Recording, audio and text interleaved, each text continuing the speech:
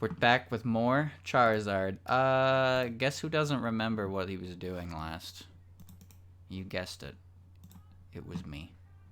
How did you know? This thing never captures properly. I should do it, I think. Yep, there we go. Excelente.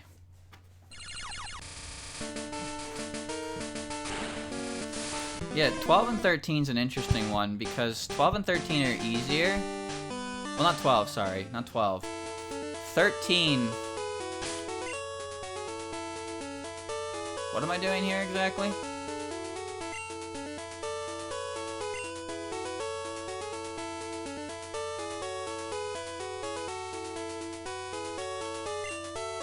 Yeah, just leave. I don't need you to tell me why you're here. Just go.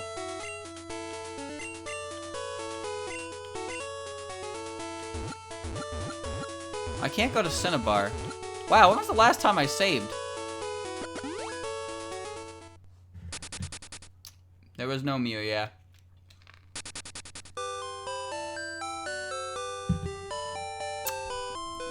So what I was gonna do is I was gonna use the bottom route.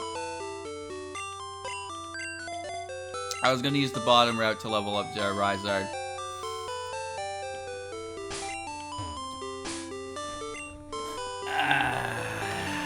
Here we go. I need to beat Sabrina, Blaine, and Giovanni. I want to do the Pokemon Mansion. I don't want a Tangela or a Tangrowth. Tangrowth gonna look nasty. I need repels.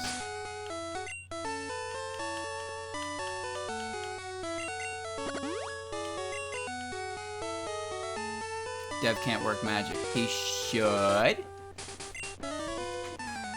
How did they get here? They're just on a slab of land. What are they gonna do out here after they catch a fish? Especially the guy with only Magikarps. How did he get out here? No one considers that. Trainers who have Pokemon that don't know Surf out in the water, aren't they just screwed? Maybe they're trying to catch a Pokemon that can teach them Surf.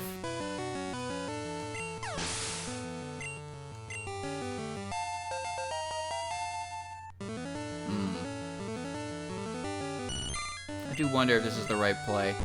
I also wonder about my levels. Highest level in the game is 60 something, yeah?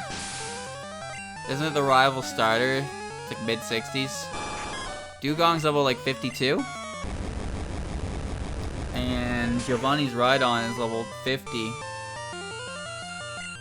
That's a pretty big level jump.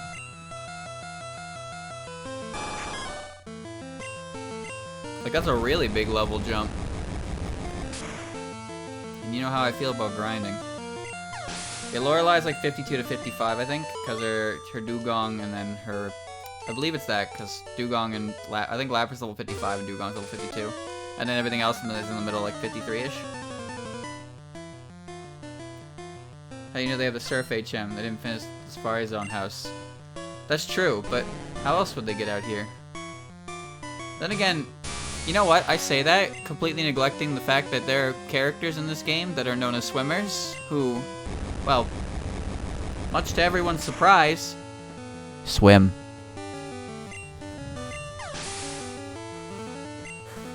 They swim. Of course they swim. They're swimmers. It's like some unwritten rule that every trainer in Pokemon can't swim, and they have to have a Pokemon do it for them.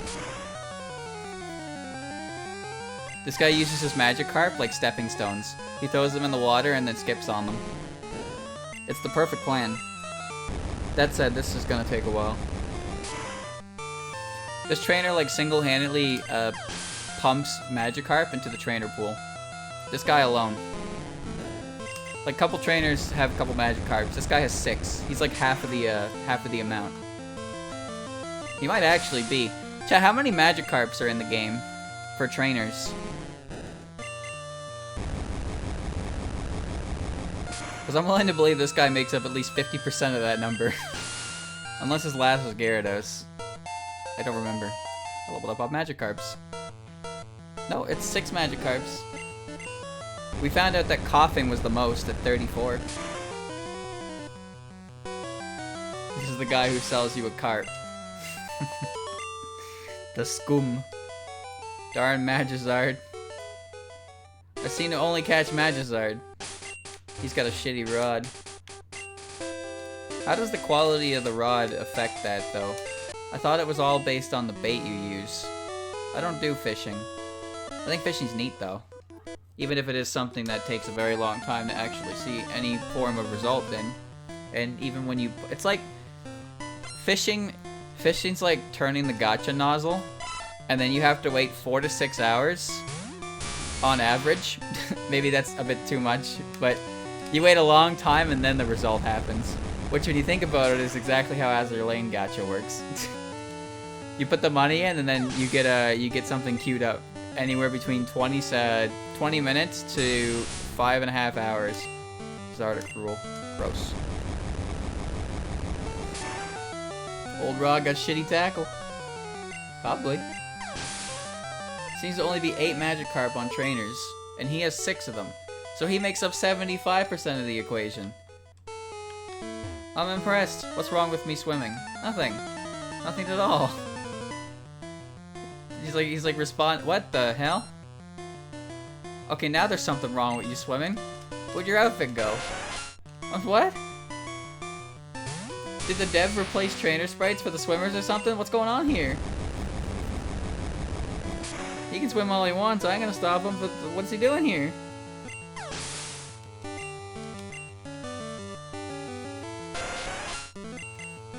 They all have Tentacool. You know, Tentacruel was one of those Pokemon that I kind of assumed was not that great. Because... Let me explain it a different way. You know the Pokemon that appear on like every single route? How many of those Pokemon are actually really good? Right? Like the Rattatas and Sentrits and Pidgeys. How many of those Pokemon are really, really good? Talonflame used to be really, really good. Talonflame's now old news. Corviknight's really good, so Corviknight gets that. Staraptor's really good, but not, like, ridiculously good. So Corviknight probably has the lead on that. But I'm just thinking, like, in terms of Pokemon that you see everywhere, which one of them are really, really good? And Pelipper nowadays is because of Drizzle. But Tentacruel is too, but that's mostly because of weather shenanigans as well. Tentacruel pretty much had its stride in Gen 5. Its stats were always pretty good though. It had really good special defense, decent speed and special attack. But like when I see how many Tentacruels exist, all I can think is, wow, that Pokemon's probably not that great. I wanted the guy to appear on the roof. I don't know how to make him do that, but I know he's done it before.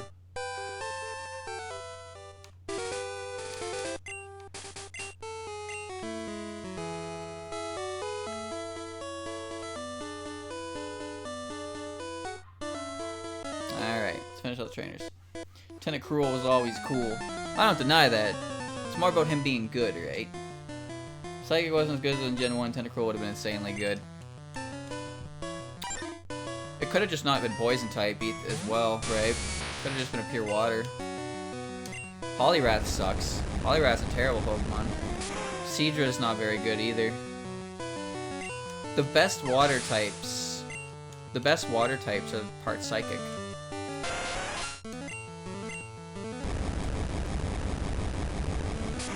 Actually, how is Vaporeon and Lapras? How are they? Do we count Megas? If so, Pidgeot's not that bad. Pidgeot's still not, like...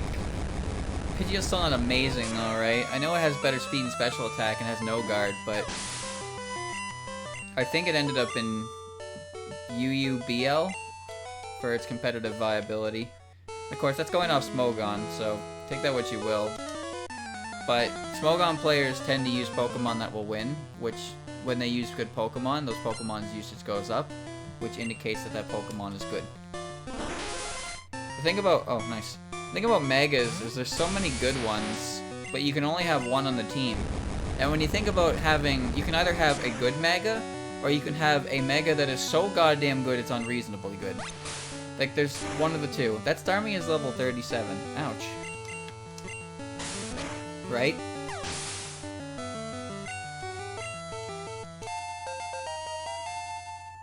We're having... yeah, Growth Vaporeon was a very weird event, and it actually made Vaporeon... like, it actually was a set for Vaporeon. It was very strange. It was a very, very strange event move to give him. Pike Road.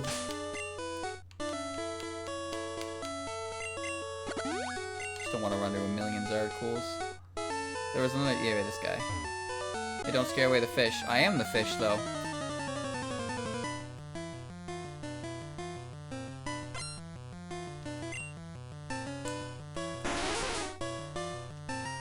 There was a giant tentacruel in the anime. Destroyed a building. Got pulled off the air for a while.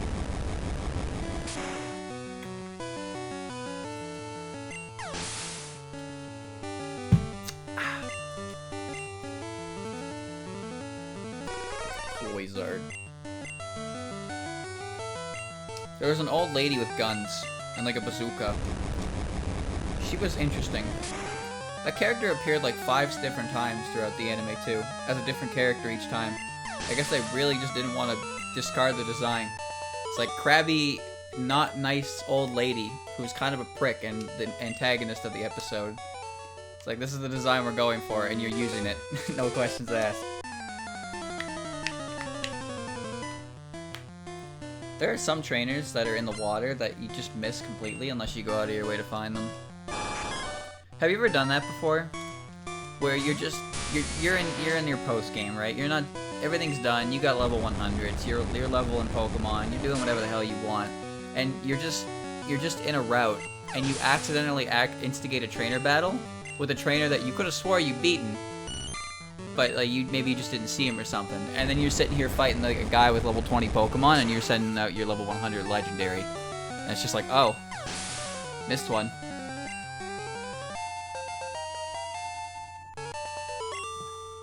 Crobats in Leaf Green and Fire Red, yeah, but not until the National Dex. For some reason, Fire Red and Leaf Green decided that Pokemon weren't allowed to be... You weren't allowed to have anything outside of Kanto until the Pokedex was completed. So that meant Chansey and Golbat could not evolve with Friendship. Not Mew. Eevee couldn't evolve because there's no night or day, so Eevee couldn't evolve to Espeon or Umbreon. That stayed permanent. It's really stupid when you think about it, though. It's like, wow, my Golbat loves me, but it won't evolve. Hey, Oak, thanks for the upgraded technology. And then Golbat's like, oh, real shit? And then it levels up. Like, then it evolves. Wait, I have a repel on. Huh? What? What are you doing at this level?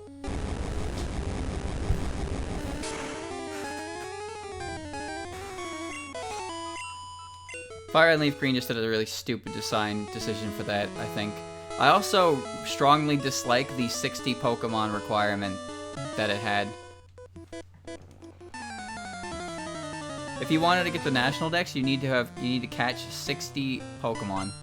That's over a third of the actual available Pokemon in the game. And you could argue that, well, it's Pokemon, you're supposed to be doing that anyway. But it makes replays a lot more obnoxious than they need to be. It's like, I just want to do the Sevi Island stuff, but I only want to use, like, 2 Pokemon. Like, imagine running through the game with your starter and catching a Pidgey and a Rattata. So your dex completion is, like, 100-something seen, 5 caught. And the game doesn't tell you need 60 to get the National Dex. It's just like, oh, you should go catch Pokemon, and then talk to Professor Oak, and then eventually Oak's like, damn, some good shit, here you go, here's some tickets. Guess what, there's more Pokemon than the ones you found in Kanto. Then you show him your Golbat and Chansey, is like, what are those? Oh, those evolved. Didn't you know that? That's also the reason the daycare. The daycare in Gen 1 still exists under Cerulean, but it's still only a 1 Pokemon limit.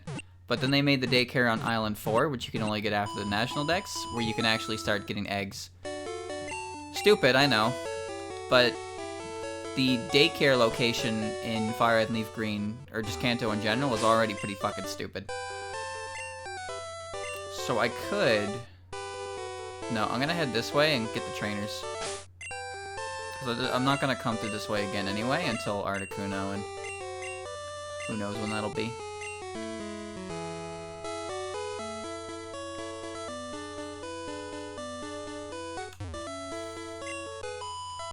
People like the Toho. It's good. I like playing Toho too. It's a win-win. Of course, I still don't know how the average is. I don't check it. I don't know if I'm supposed to submit. Like, I don't know if it's supposed to be a thing like, oh, you hit the requirements and they send you an email, or I need to be like, oh, I hit the requirements, now I can request it. I don't know what I'm supposed to do.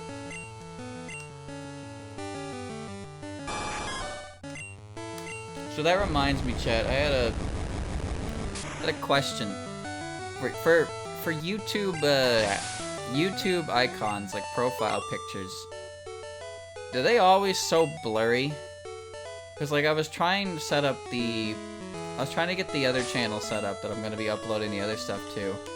And I put I made the profile picture for it, right? And I just submitted it, and it was fine, and then when I went back to the main channel, it was blurry as sin. I was like, what the fuck is doing that? And it still looks blurry to me, and I don't know why. Because the other one doesn't, but this one really does. And I tried Googling it, and they're just like, yeah, it always looks like that. It's like, no, it doesn't. It doesn't look like that at all. They are blurry no matter what. Like, there's no way to fix it. It's really annoying. Everything else is pretty much set up, though.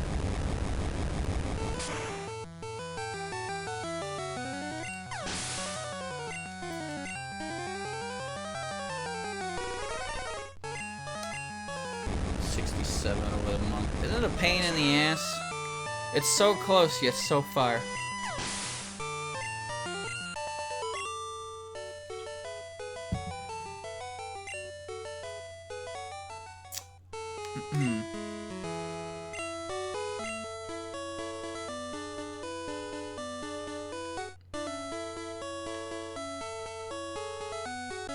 What? What? What? What the hell? What? What had happened if I had walked one tile up? Would he have just walked in the water and took a dip with me? You check the icon on the channel page, it's fine. I sure hope so. Can anyone check that? I mean, they probably could. The other channel I'm using, it exists. It has 11 subscribers. It needs 100 to change the URL. But like I don't have anything on there yet, so I don't wanna promote it. But at least it's there and ready to put things onto. Once I actually get something on there, I'll actually like promote the damn thing.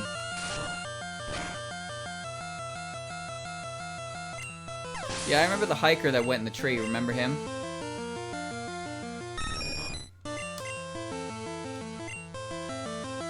Whirlwind. I could probably just Thunderbolt. Now it has 12. Nice.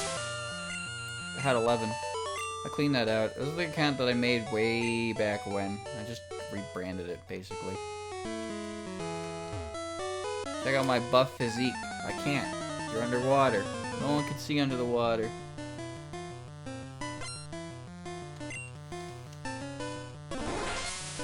What's its name? It's just my name.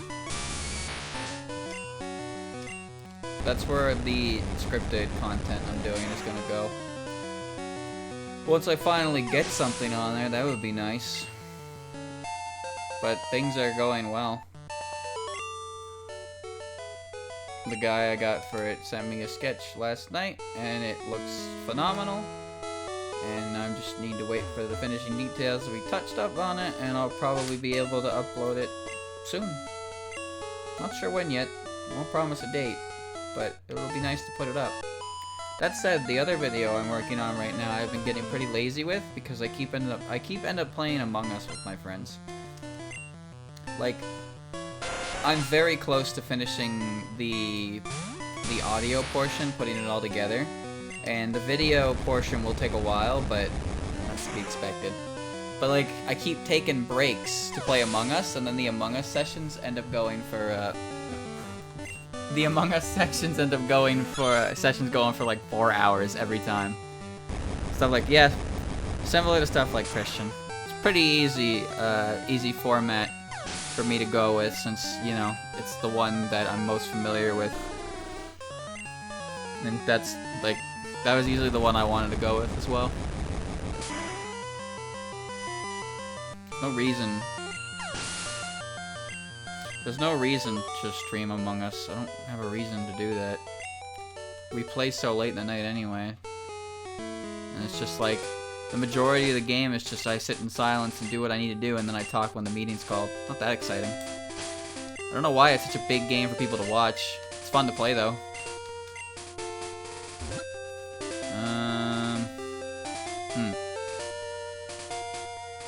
Right, I want to go to Cinnabar Mansion.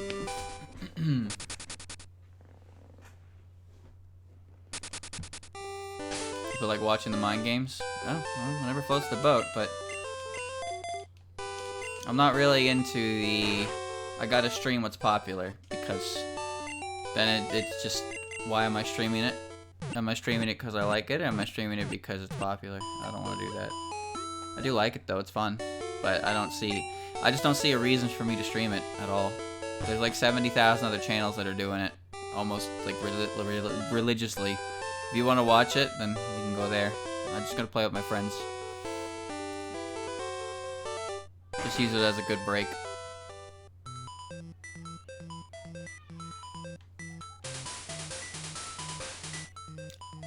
Sure wish I remember how this place works.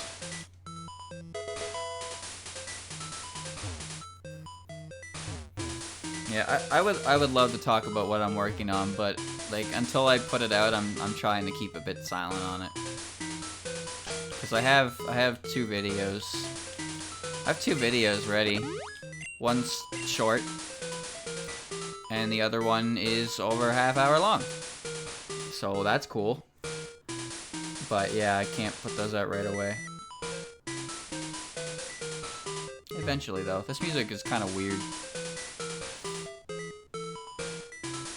It'll make more sense to explain it once I actually have, like, once I have actual content to go with it, right? Because I can sit here and talk about it all day, but you can't see it until it comes out. But once it comes out, hopefully it'll be good. Especially because it took me, like, half a month to do it. Oh, all that learning. Can't get out, so I'll place one big puzzle. I'm not gonna soft lock myself, by the way. Whenever a new game comes out, there's always somebody who has to play the entire game. Why is Chansey up front? Whatever. There's always someone who plays the entire game immediately and uploads everything about it, and they don't take their time at all because they want to beat the algorithm. All right, you're a fighting type, you can learn submission. You're gonna die to recoil though, dickhead. Yeah. They don't actually really care about the game, or maybe they do care about the game, but they put the entire thing up instantly and it's just like, alrighty.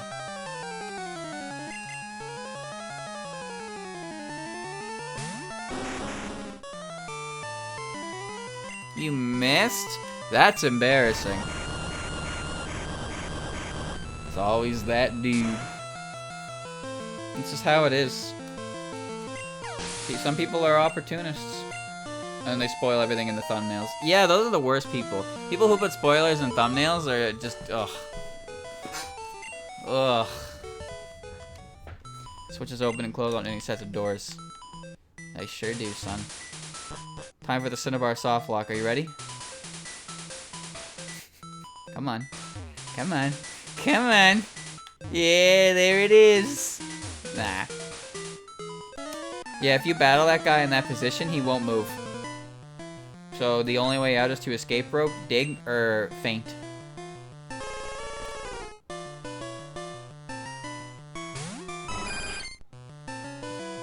Chat. That's 9 Zards.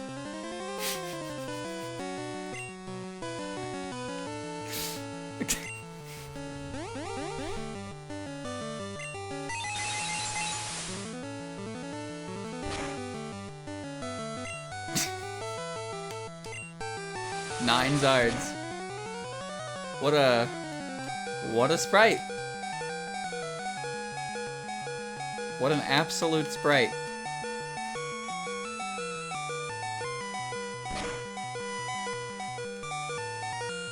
No, there's 9 on there. There's 4 on top, there's 4 on bottom, and there's 1 like sandwiched in the middle on the left, on the right side.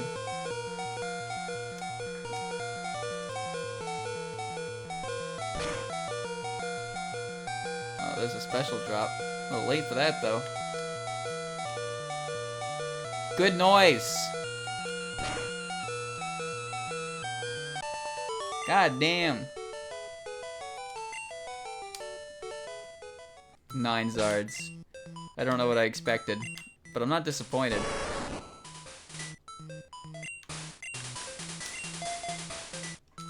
Okay. Muzard gave birth. We named the newborn. I don't know what I expected. Muzard 2. What a name.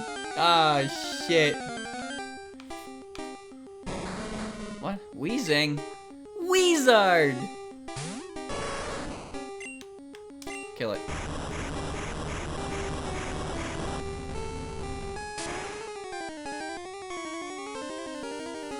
Stream 12 hours an arrow. Most broken setup, sure, why not? People burn through stuff too fast, I suppose. I like actually doing things on stream, though. Like, I don't like getting stuck grinding and whatnot, but some games I just come to expect it, and I have to put up with it. But, like, some people definitely go a bit too fast, and it's just like, oh, whoa, slow down. Again, when, like, new games come out, new games will come out, people have complete playthroughs of them within literally days, and it's like, Jesus, okay.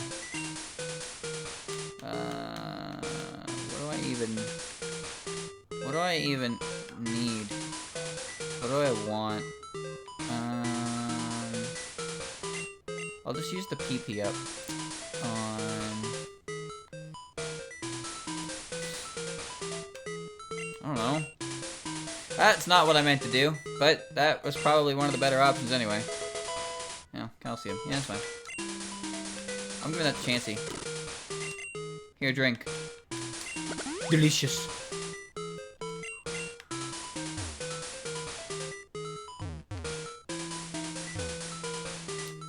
Okay.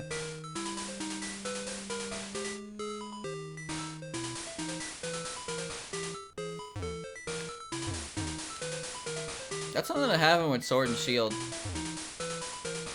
That really interested me. Because Pokemon games, a lot of games can be beaten fast if you skip everything within the game itself and only focus on, getting to the end. So one of the complaints with Sword and Shield was that the game wasn't long enough. It's like, oh, what did you do? Oh, I used my starter and I skipped like every trainer possible and all the additional content and just kept going from point A to point B, and the game was very, very short.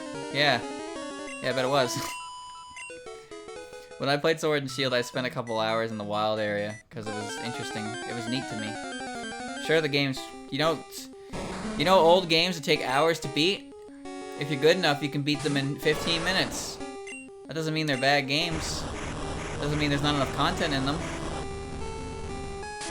So that was one of those arguments that was goofy to me. When I was a kid, like, Pokemon games were definitely those things that we all bought together, and then, well, after we bought them, we spent the whole day playing, and usually we wouldn't make it that far. That's how it'd be. We'd catch things, we'd look around, we'd level up, talk about where new Pokemon were, and it was fun. I miss those days sometimes. Really do. Like when I got Sun and Moon, when we got Sun and Moon the morning of, I played pretty much 12 hours straight. There's Muck. Close to 12 hours straight. And before I like put it down and went to sleep, the last place I got to was fighting Guzma for the first time. So that's decently far in, but not nearly near the end, right?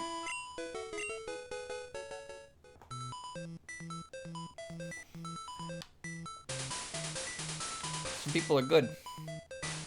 Some games are designed to just, you know, be beaten fast, which is fine, but Pokemon's not one of those games that I see and think, damn, I wonder how quick I can beat this one.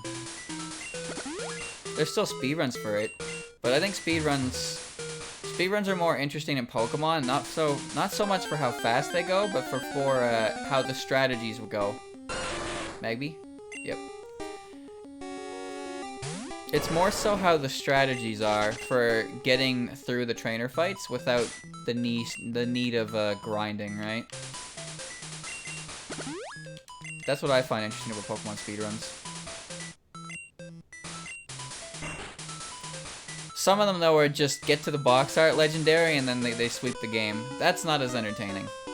My mentor once lived here. That, in my opinion, is not as entertaining.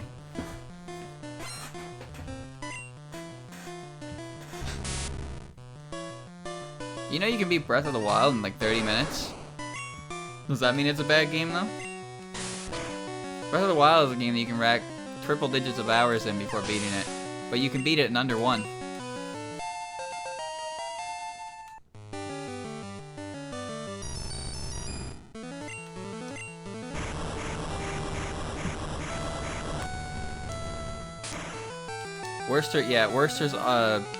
Worcester's weird-ass Pokemon runs are what I find entertaining.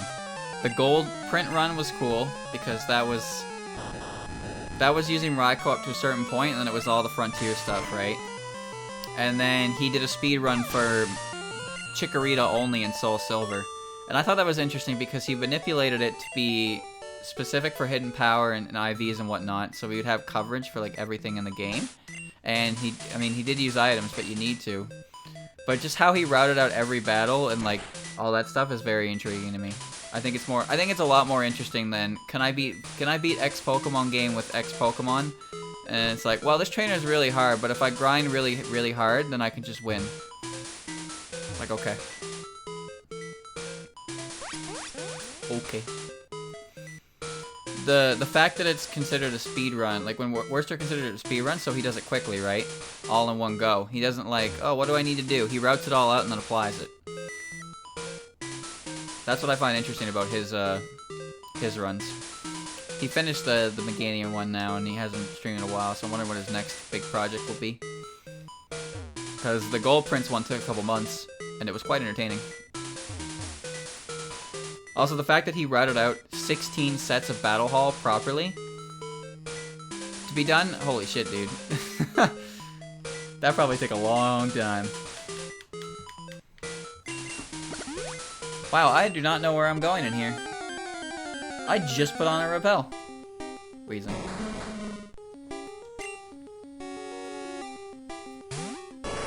Yeah, like, beating the game with Mewtwo. Oh, I wonder. I wonder if you can beat the game with only a Mewtwo.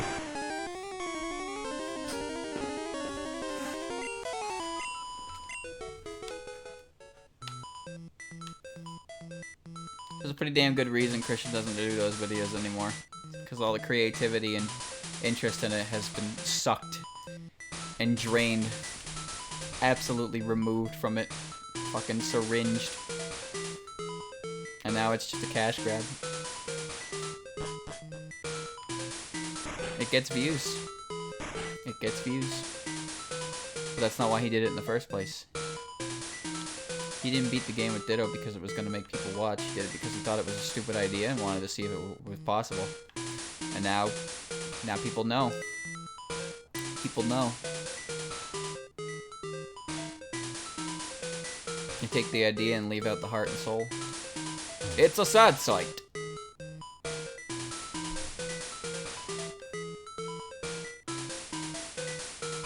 Where am I going? Where am I going?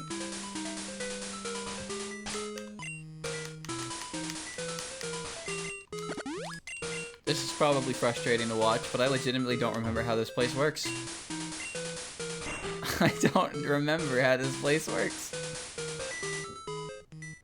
To get back to the dropping area. How do I do that again? Am I? I'm not okay. Nope. There's some... Top floor. Okay. You mean second floor, right? macaroni. Ooh, that'll be good to have. Yeah, I always get lost in here, and I don't know why.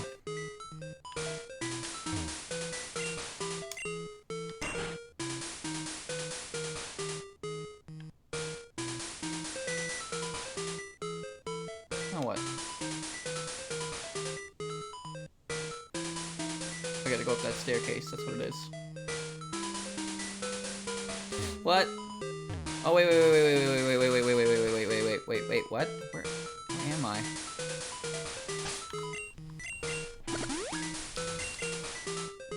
Where the hell am I? I need to go up another floor? I'll get it, I'll get it.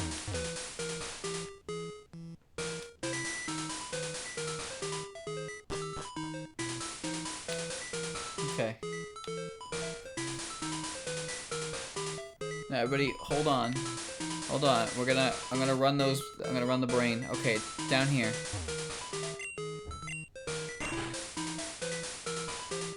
The level 9. Oh my god, the Solomons? The Horde Battle Solomons?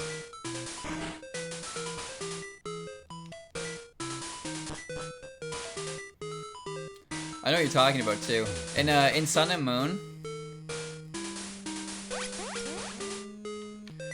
So in Sun and Moon, there's a mechanic called where Pokemon can cry for help, and the more Pokemon you chain like that, the higher chance a shiny can pop up. And there's a Bagon that you can run into, a rare Bagon encounter on the first island that can call for help. And there's a small chance that it can call a Solomons. That Solomons being just at the same, around the same level as the Bagon too, like low 10s. Could you imagine rolling that as a shiny? Oh my god. The SOS battling, yeah. I actually did that and got a shiny from it. I think I got a shiny Ditto from it.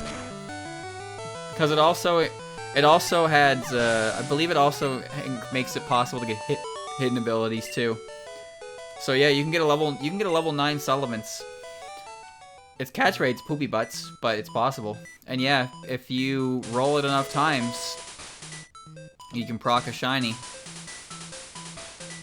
The thing is though, you have to remember about PP, because the Pokemon can't stay in the fight forever, right?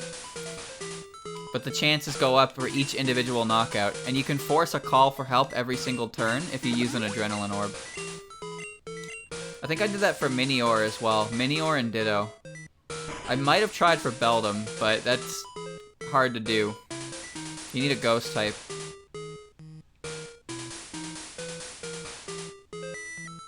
Why are there so many science dudes in here anyway? Where am I going? Oh, don't even get me started on GTS, man. Shiny level 9 Solomons would be a hell of an achievement, yeah. Because you would be able to, as long as you can prove that it was caught in the game, at like, that's probably one of the rare shinies to get, yeah.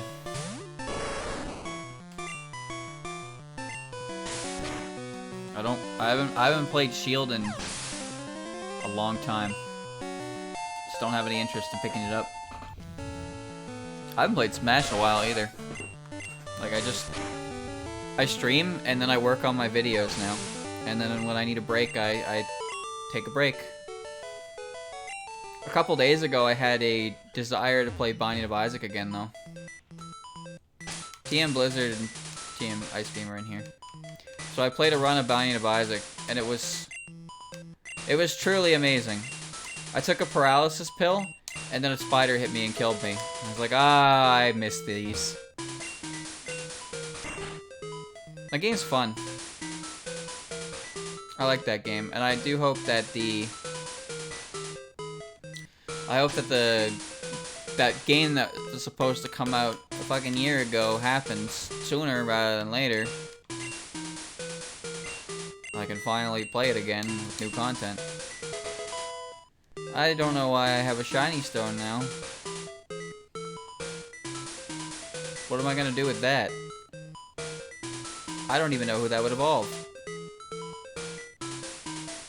Look at this fucking guy. This place is ideal for a lab. Yeah, it was a lab.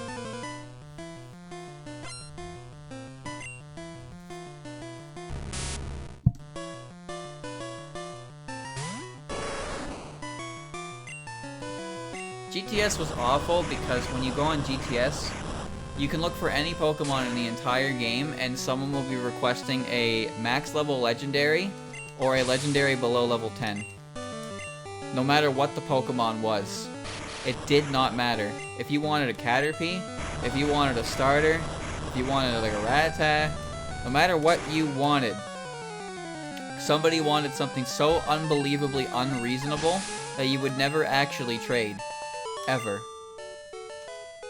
It was such a good idea and concept, but people are fucking stupid and do stuff like that.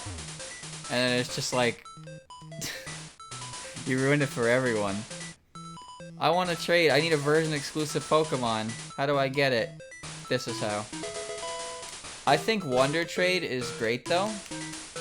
Even if there are a lot of people who really ruin the experience. Wonder Trade is great because it sends away Pokemon, it sends away breedjects.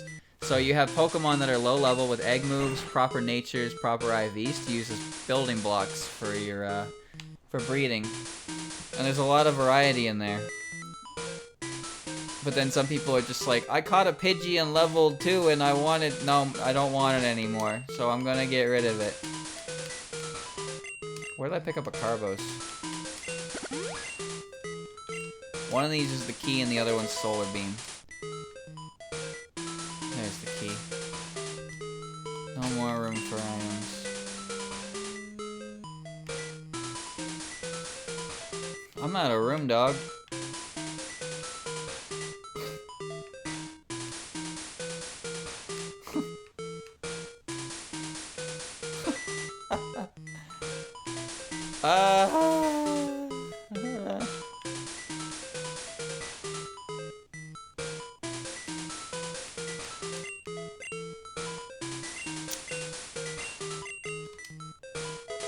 Maybe I should have just chucked the Pokeballs since I'm not using them anymore.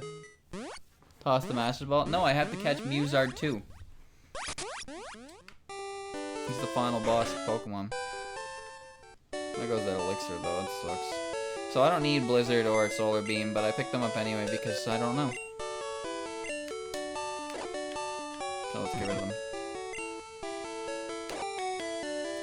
No idea what to use a shiny stone for.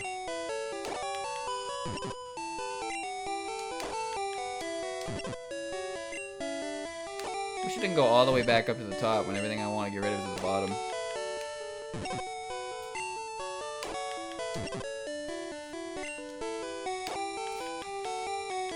Okay, looks good.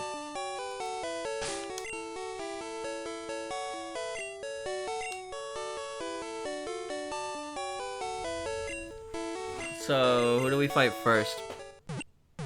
Do we fight Blaine? Or do we fight Sabrina?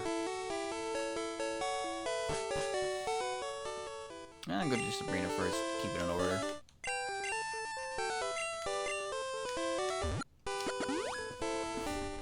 Here we go. No, I'm gone. I've left. I'm gonna go beat up Sabrina. Sabrina can't handle me. Well, actually she can. Tauros gonna hit everything with Earthquake. And Mew's gonna use Surf. And that's what's gonna happen for every gym.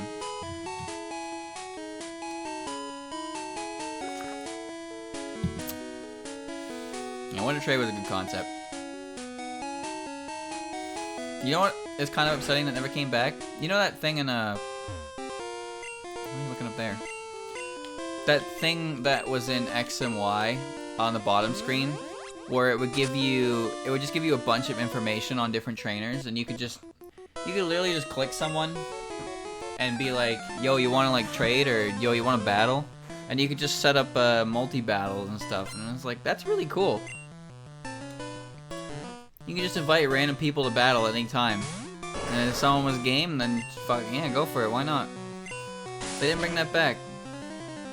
PSS was very, very, very good, yeah, because you just had your friends, you had your favorite, or you had friends who you registered friend codes, acquaintances, or people that like you had done something with before, so they're not immediately lost to the clutter, so in case you want to like continue continue trading or battling or staying in touch with them, you could do that.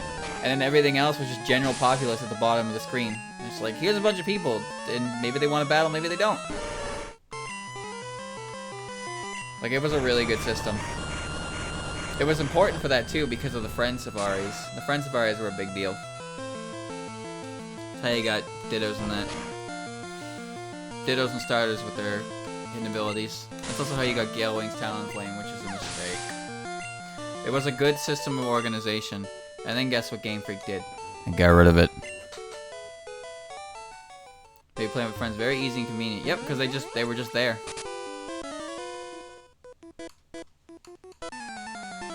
You get a friend Ditto Safari, your friend. That was one of the hard parts though. Is if you had a shitty friend Safari, no one wanted to be your friend.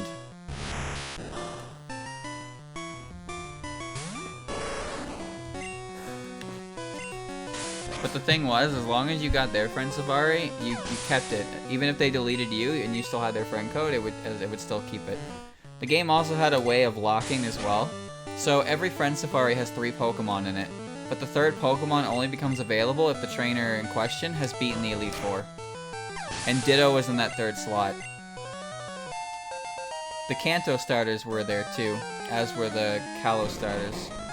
The Dittos were the most important ones though, because you can breed the others and get the hidden abilities out there, but getting a good IV Ditto was not as easy as breeding, because you can't get Ditto that way. These Pokemon have no physical defense, so Stab Body Slam is doing just as much as Earthquake. So Tauros is the big meat here.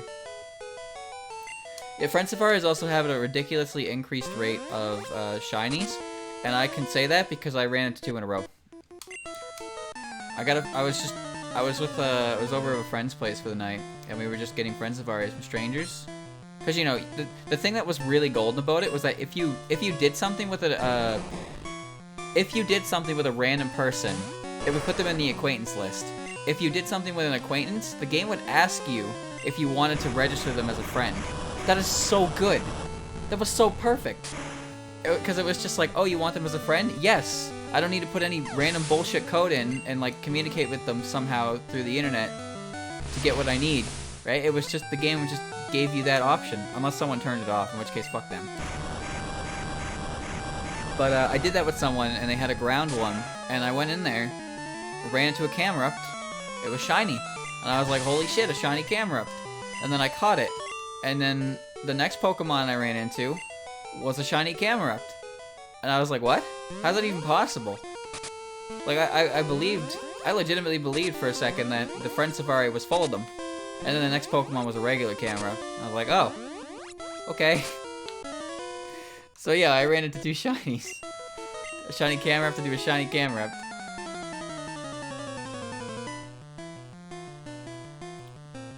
Amazingly though, I never did run into a shiny Frogadier. I looked though. I ran into shiny Bibarel and shiny Pansage? No, Pampor, that's what it is. Shiny Pampor and shiny Bibarel. I caught 3 shiny Eevees, 2 shiny Teddiuruses, and 2 shiny Audinos while grinding Audinos for EXP. Like, it's crazy.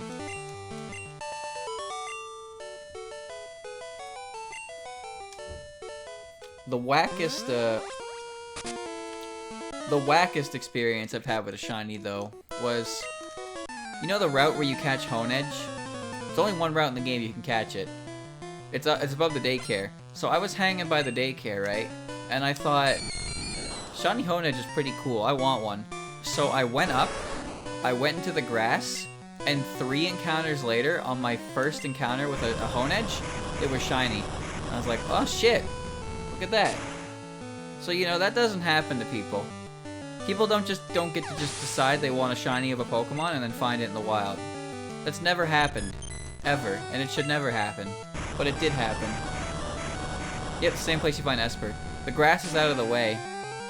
It's like a straight road of trainers, and then on the left and right side there's a bunch of grass, and you can find Espers and Honedges. But yeah, I just decided I wanted a shiny Honedge, and then the first Honedge I ran into was shiny.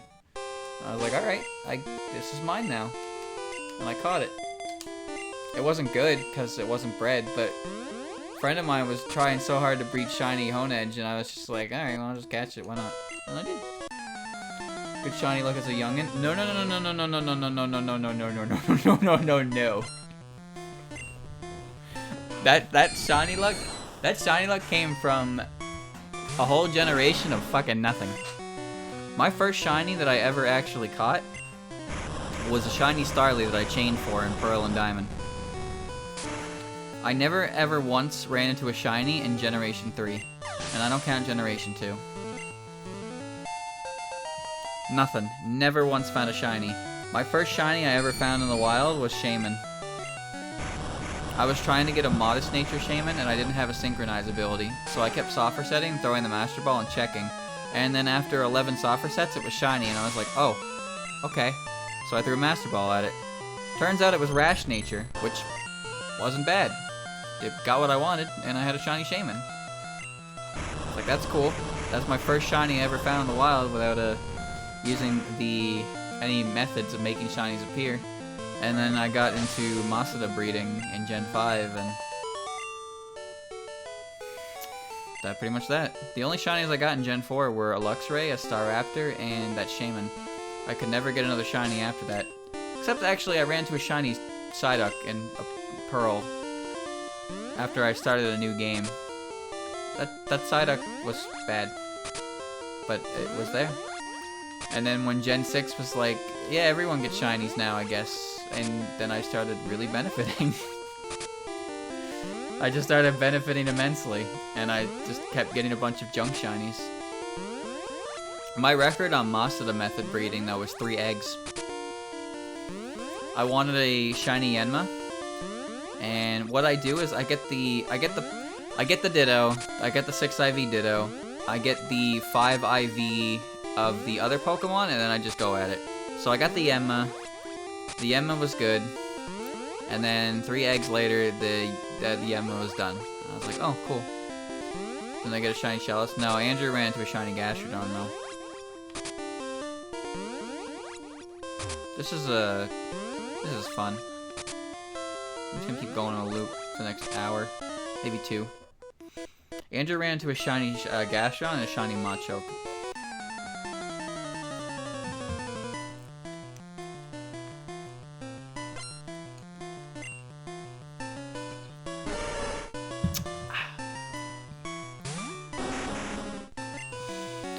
My luck with shinies, like when I was in junior high, I tried soft resetting for a shiny Giratina over the weekend, and when I got back to school, a friend of mine was like, yo, check this out, and he had a shiny Giratina. And then when Heart Gold and Soul Silver came out, I wanted to soft reset for a shiny Rayquaza. So again, I did that over a weekend, didn't succeed. Came back, and another friend of mine was like, check this shit out, and he had a shiny Rayquaza. I was like, what? Why? it's like, why? 3600 resets in shiny Dragosult. I think I'm starting to go a bit insane. Oh, that was the last thing I was doing, was soft resetting for Dragovish. Because that has full odds, and you can't do anything about that. That doesn't get boosted by the shiny charm, it seems. Can't master the Breath of Breed either. Where the hell am I? I got Dragovish in 22? What the fuck? Alright. Maybe that's why it's taken 3600. You rolled the dice and cheated. Well, remember, it took me over 2,000 eggs to hatch a shiny hat. And that's with good odds. I'm lost, because I cannot do this dungeon. Or P1 is the bottom left at the top. Bottom left of the top left room. I'm trying to leave. Yeah, I don't count shinies in Gen 2, because shinies were different.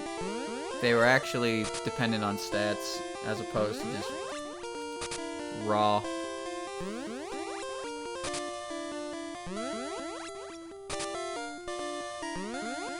I believe that someday I will achieve my goal.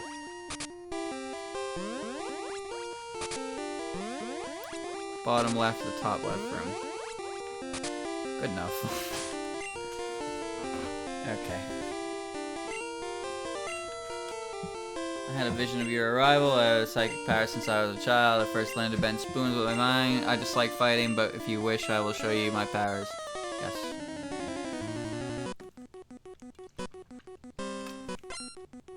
Shoutouts to younger me. Software setting for a shiny Groudon and Emerald for a week without knowing that the odds would never change because of the way Emerald is designed.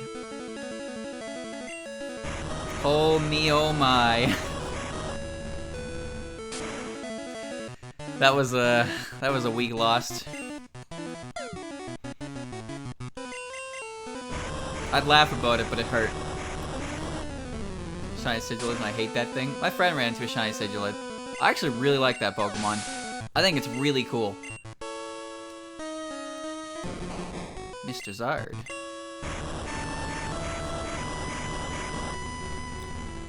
Did it use Growl on me?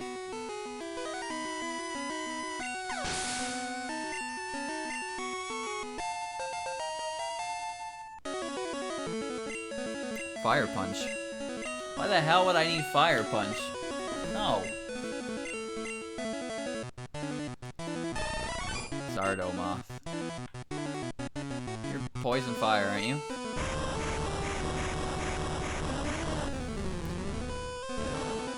Oh no, you're Bug. You're Bug Fire. Imagine being the guy who software sets for a shiny starter in Sun and Moon. How long does it take to do the cutscene to get your starter in that game? SP Zard. Shake the ground. Oh, pardon me. Oof. Here's an interesting bit of a tidbit of information. Did you know in Heart Gold and Soul Silver, when you check your starter at Elm's Lab, you can actually see if it's shiny ahead of time. So if you really want a shiny and don't really care which one it is, you can roll in Elm's Lab for a chance to see that. So like if you check the Pokemon, you can see it being shiny. It's the only game to do that for some reason, and I wish it wasn't. Why are you learning Ice Punch? What the fuck?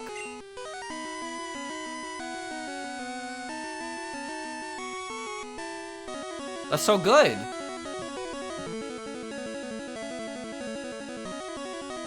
Fuck it. Who needs submission? Who needs submission? I ain't gonna run any more fucking normal fire types anyway.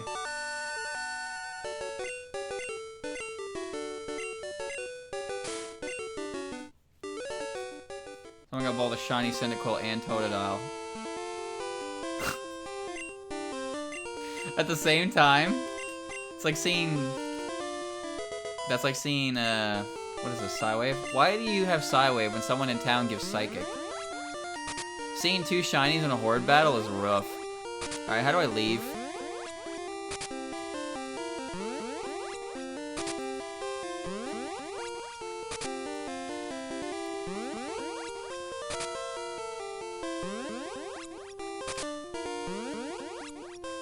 Oh no. Bottom right of the bottom right. Okay. How do you remember that? Wait, I think I can get there.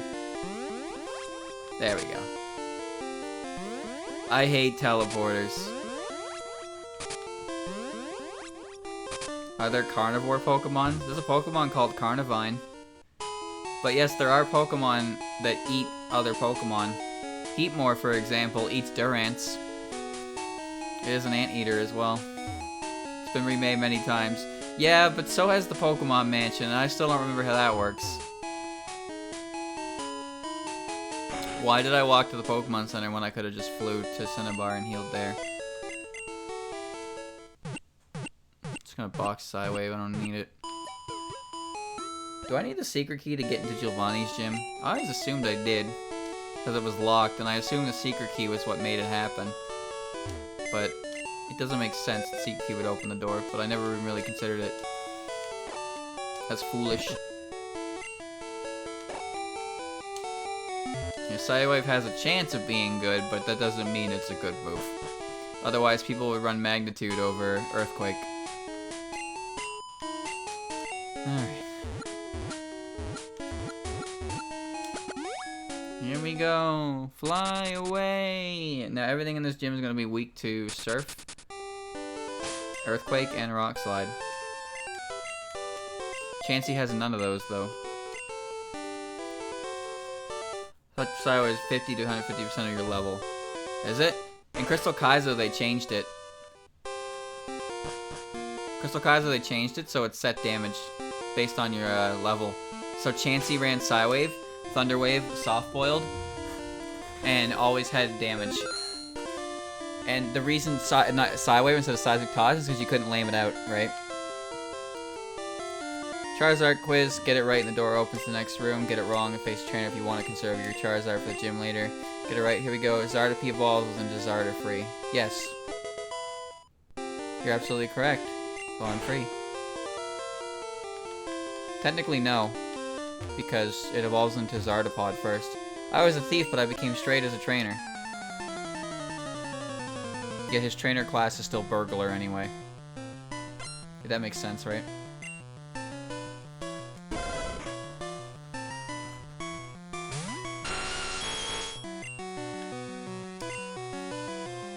God damn it. Why did I even do that? I have Earthquake available. Whatever.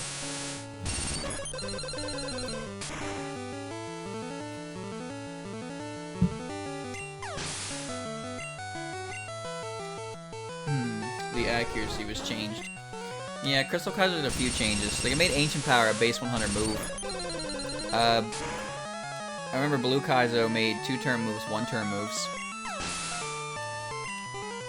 Submission was given perfect accuracy and didn't have recoil anymore.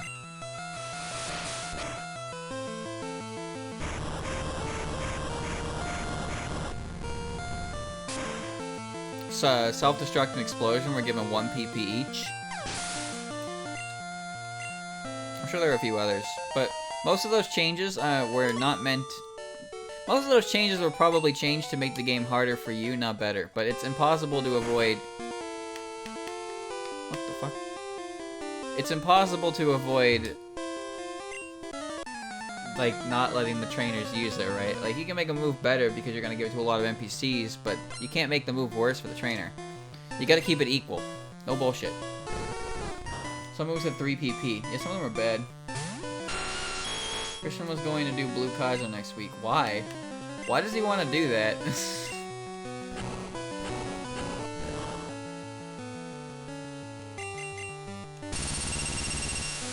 He has no idea what he's getting himself into. God, I want to watch that. I so badly want to watch him play that. It's gonna be terrible. He's gonna give up. He's probably gonna give up. There's no way he sticks with it.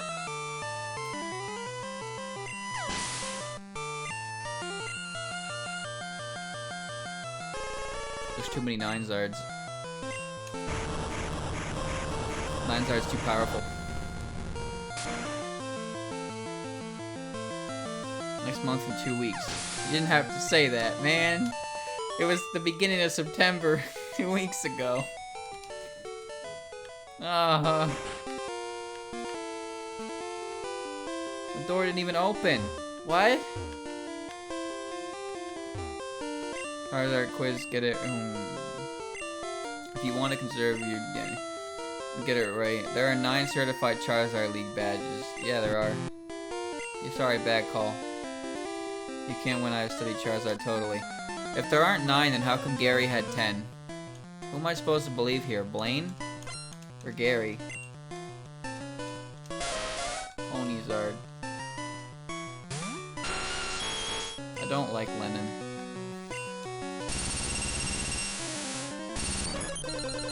I like Toho. Lennon does this thing where it makes every character ambiguous, so their genders aren't guaranteed. Like, you can't tell what their gender is, but to me, they just all look like the same character, because there's only so much you can do to make a character look like that, so it's just not my kind of thing. I'll take Toho. That's all I need.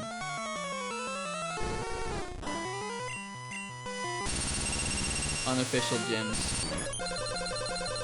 Whether or not it looks gritty. I just think it's hard to make a bunch of designs and having to design them in such a way that doesn't, like, you can't tell a gender.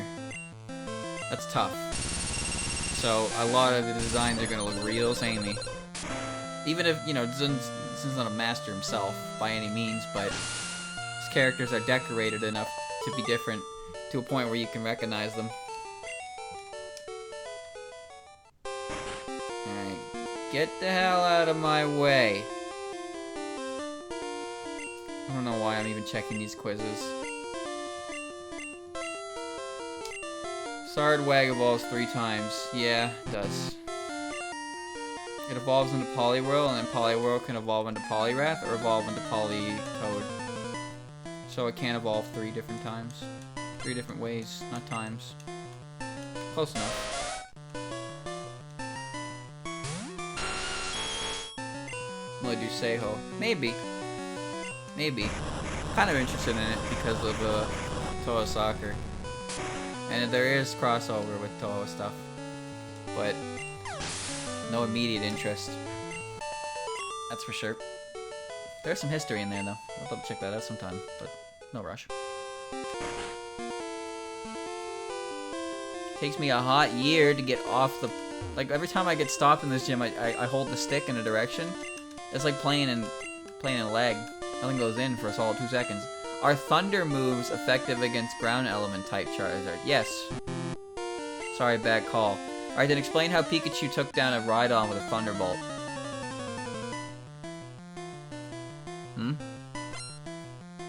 He aimed for the horn. Who's to say I can't aim for the horn too? Huh? Some bullshit. And this Freewell Toe is not, well...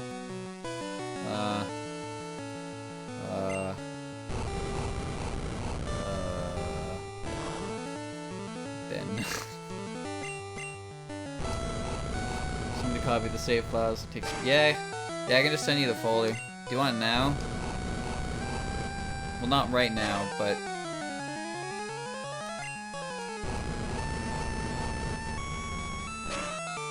Anytime. Yeah, send them, eventually. Holy fire spins, Batman. I mean, I'm perfectly okay with spending money on Toho games because the money goes back to Zun, and Zun makes good games, and I want to support him. That's why I'm glad so many of the games are on Steam.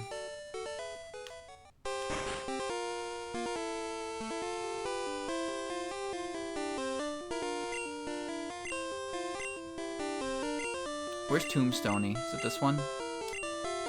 Charizards of the same kind and level are not identical. You telling me all Charizards are different? No, they're all Charizard.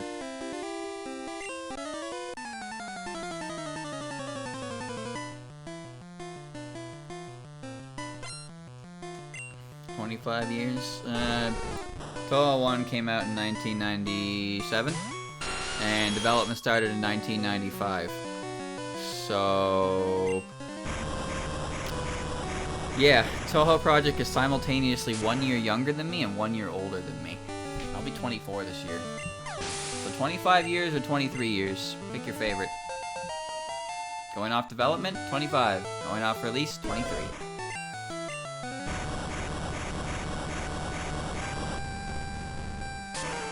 I'll send the save data. I'm taking Wednesday off as well. I'll try to send it tonight. I'll just put it on Mediafire. How should I send it to you? Just email? Does that work?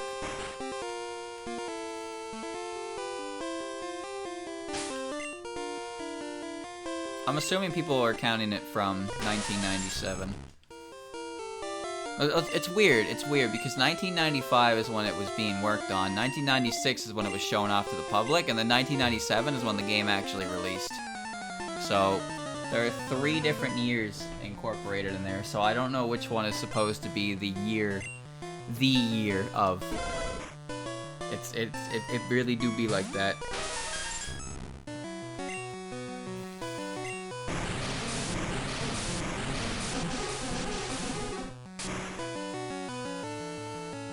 It's amazing to me that Toho's been around as long as it has, and I've only been into Toho myself for a couple years now.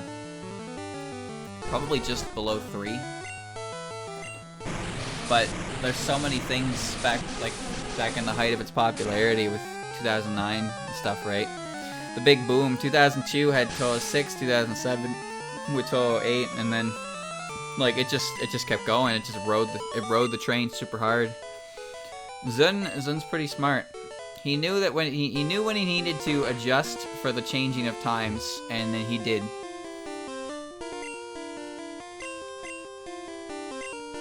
This is tombstoning. It better be. Tombstoner! Yeah.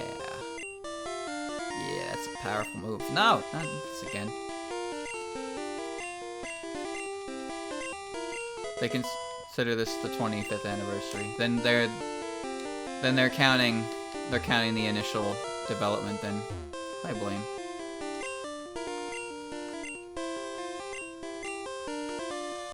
It was finished in 1995? I thought it just started development in 1995. Because the game was shown off in 1996, and then the game was released. The game was released in 1997.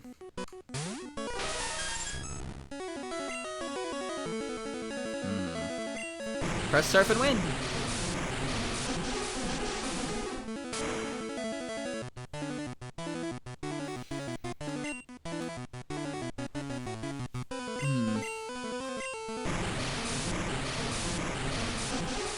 Like, Strange Creators of Outer World, for the translated articles, Zun mentioned, like, he kinda, there was a moment of, like, complacency in what he was doing around the time of UFO's release, and then when UFO wasn't as much of a slam dunk, Zun was kinda like, oh, looks like I can't just keep pumping out the same thing over and over again and expecting people to be like, yep, this is great. So he adapted. He adapted. He's a smart man. And he does it himself, too. That's the thing. There are so many potential missteps that, like, you could just walk into and then the whole thing's over. But he manages to keep up with these games for so long and keep them fresh and interesting for new people. Such a big and expansive. What the? Alright, I'm gonna need an explanation. How did this happen? How is this possible? How did he use a super potion before I got to move with full HP? That means it's gonna hit, isn't it? Yep. The computer knew that I was going to break confusion, so it healed ahead of time. That is so confusing.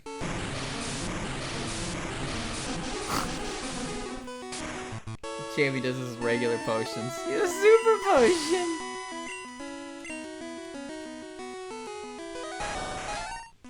Yo, it's Rapzard.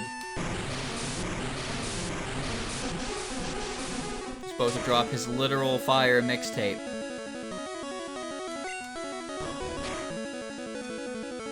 How did it not die? That's ridiculous. Get out of here.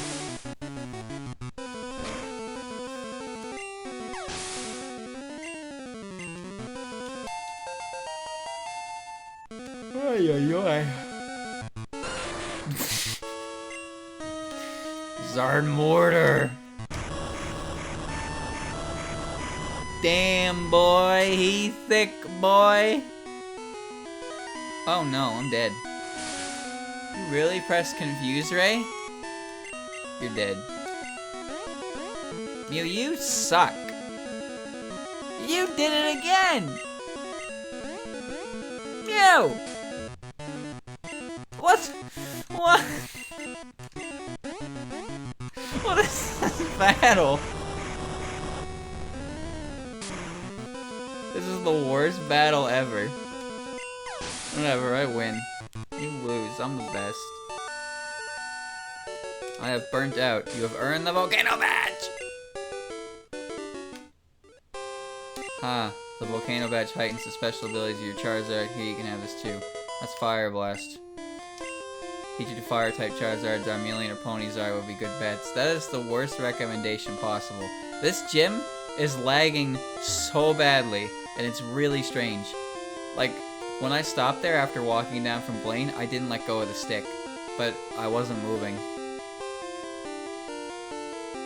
They should really make those quizzes harder. Tell me to calculate the distance between the sun and Earth, and if I get it wrong, I have to battle 10 trainers.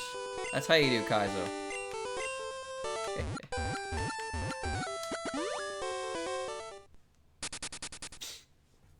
Alright, now it's just Giovanni. Who's dead? Chansey. Chansey.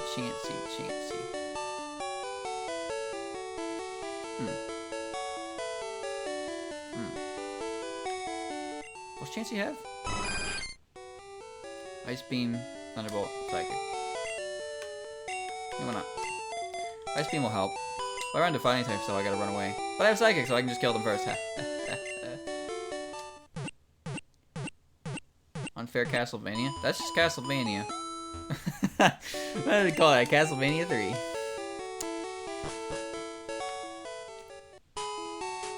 That game hard as balls. Never beat it. Castlevania 1's pretty good, but that game's also hard. They're all hard, because they were designed in an era where they had to keep your attention, so they make them really fucking hard. Nothing wrong with that. Because, well, like, speedruns of those games are sub 1 hour, so you can beat them fast if you're quick like lightning. But, well, that's not the point.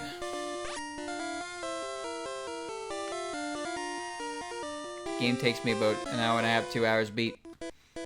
Because of goddamn deaths. Not even Death Stage. Death Stage is annoying, but Death himself is an awful, awful boss fight. Every single goddamn time I went to throw the cross at him, a scythe appeared in front of me, and I like on me, and I got hit. 4 of them, and I died. Every goddamn time. Well, oh yeah, right, Bloodstain. I gotta do that too. I haven't really thought about starting anything new as of recently, because I still have to do Shoot the Bullet. I'm still playing, what's it called? Against Wander. I just don't really have a slot open, I guess. That's what I would say. Monday and Fridays. Oh, you know what? I should probably start thinking about what Pokemon game I want to do next after Charizard. It's double spoiler, not Shoot the Bullet. Yes, I'm just gonna keep fucking that up to the end of time. I'm gonna play Against Wander for the rest of my damn life. I know. What should I play after Charizard? Are there any more silly Pokemon third-party DLCs that I could do that are not gonna require too much effort and ridiculous grinding?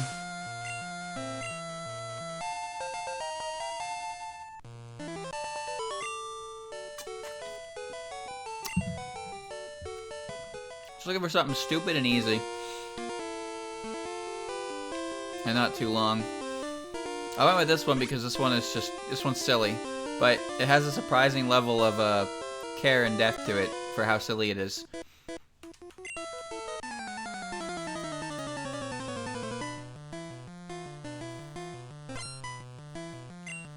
You got hit. Zard choke. Easy. Yeah, you might kill me.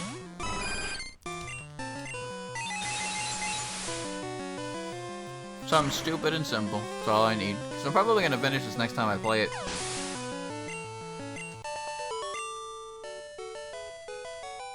Ditto edition? That sounds terrible. That just doesn't. That sounds terrible in a way that's not fun. Oh, why are you looking back here? Radiant Gym was closed for a long time, but now our leader is back. A randomizer? Items, Pokemon, and typing. I'm not really a fan of randomizers that go way overboard. Like, I like randomization, but when everything is changed, it just feels whack. Goemon? I don't know.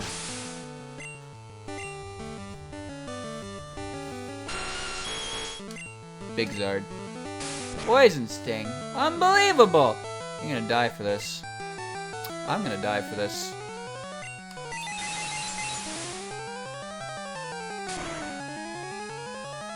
Smash Mons. What the hell is that?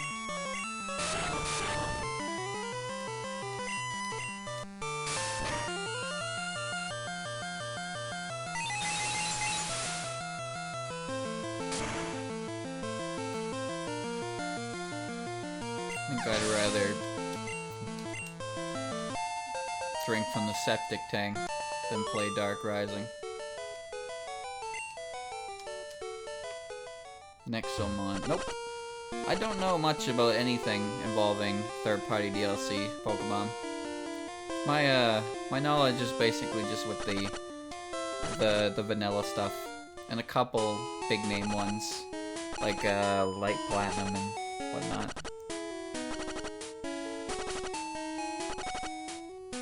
It's also Pokemon Vega, which is cool up until the part it's not cool. Smash characters making up the Pokedex. Yo, that sounds kind of sick. Hold up. What game? What game is it using as base? Thank you, Yami, for the resub. 7 months. Fire Red. I wonder how that would work. So that would mean there's only like 80 Pokemon, yeah?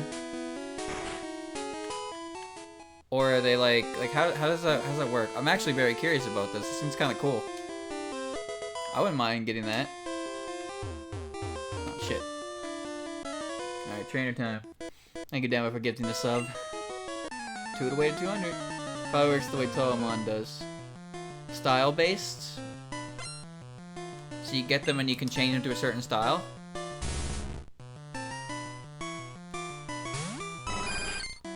That releases on the 17th, huh? Yeah, if you don't mind, can you give me more, can I get more information on that? Because that sounds pretty damn sick. I would definitely go check that out. Is it releasing, like, a full release? It's not Smash Fire's very things in Smash games, like a Chomp Chomp.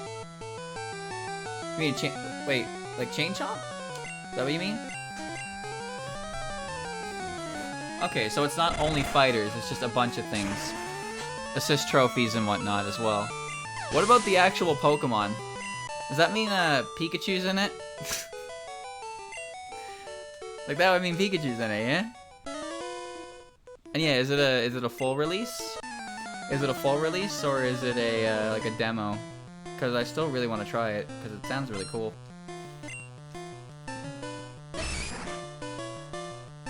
New channel is doubled. Well, thank you guys. But again, I don't have anything there yet, but I just really... The only reason I bring it up is because I wanted to make sure that the blur is something that's just there and I can't do anything about. Or it's not blurry at all on what you're seeing, because it's blurry what I've seen. It's annoying. Yeah, hit me up with that. If anyone knows anything about this, like, send me a link, email, whatever you can do to reach me. I want to play this. I really want to play this, and I'll be able to start it next week. It's not blurry, that's good, because it looked pretty blurry to me. I forget, it's really zoomed in, right? I'm pretty sure I used the one that I made really zoomed in, because I was having difficulty getting it to work. I slapped it on the background that Demo made me for the 1 year, and it looks really nice. It's a good background for it. Damn, Chansey is kicking ass! So zoomed you can't see the hands. It's impossible to zoom it out to a point where you can see everything. So that's like the best I can do. Because if I zoom it out too much, she's like a speck. So I wanted it to be closer to her so you could actually see her, the detail. As opposed to trying to incorporate the whole image and having a bunch of details get lost. Pokemon Mario? Depends what that is. Can you randomize yellow? You can randomize pretty much everything. Like there's a universal randomizer program for like every mainline Pokemon game. I don't know what it does to Pikachu though.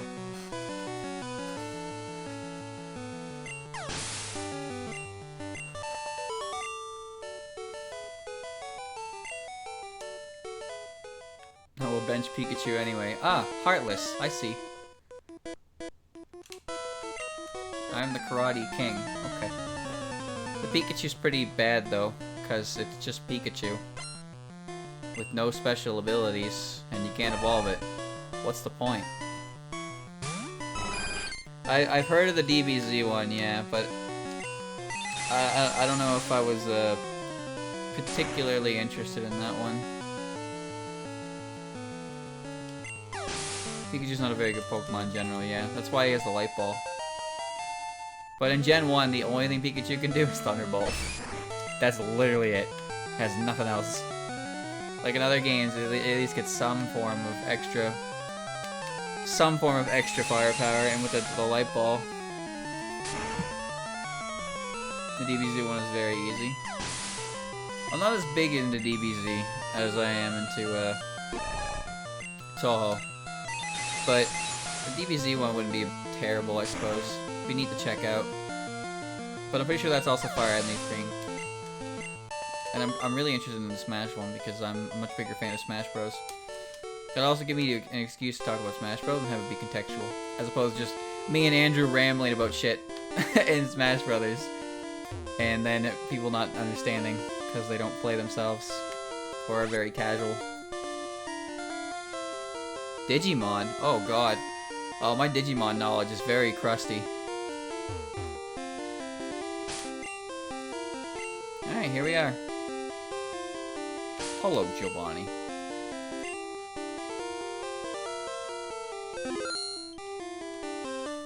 Wow, this is my hideout. I plan to resurrect Team Rocket here. You have caught me again, so be it. This time, I'm not holding back. Once more, you shall face Giovanni, the greatest trainer. Telefang?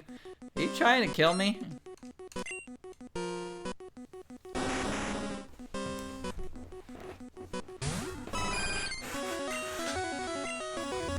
There were actually some pretty sick Digimon games on the DS. Andrew had one. And they had Dawn and Dusk version. And the version Andrew had didn't have Veemon in it, which was just bullshit.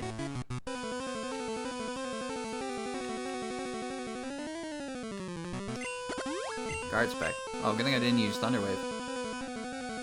That's... Oh, that's a Dugtrio, not a Dodrio. You know, that makes more sense when I look at it. That makes a lot more sense when I look at it.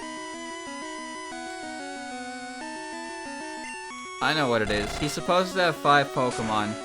So he has Nidoqueen, Nidoking, Rhyhorn, and Dugtrio, and Rhydon. But he's probably gonna have Rhyperior now. Because, the game. Oh, Defense Girl! Yo! Nidoqueen! Scratch! Am I dead? No way.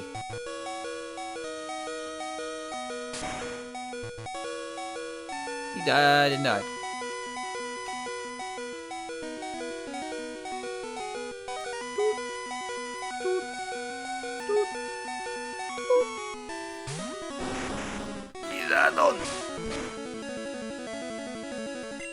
Starting to do testing automated mid-roll ads for some viewers. What? These ads will directly support the creator and won't run if the viewer has an ad break. What? The viewer has an ad break in the channel recently. Your feedback. Wait, what? So they're just gonna slap ads in the middle of the stream? What? Why? No! Don't do that! You don't put a fucking ad mid-stream! Imagine watching a speed run. Imagine watching a speed run. And it's like, alright, here's a really, really tight trick. And then it's like 30 seconds. A Netflix original. It's like, whoa, that's so cool. And you come back. And the trick's done. And they did it. And he's like, I can't believe I pulled that off. And you can't see it. You can't see it because you had to learn about Star Trek Upper Decker. Thunder Punch. Why are you learning these moves? I mean, I don't need it. I have Thunderbolt on Raichu. There it is. Yo! Zarperior!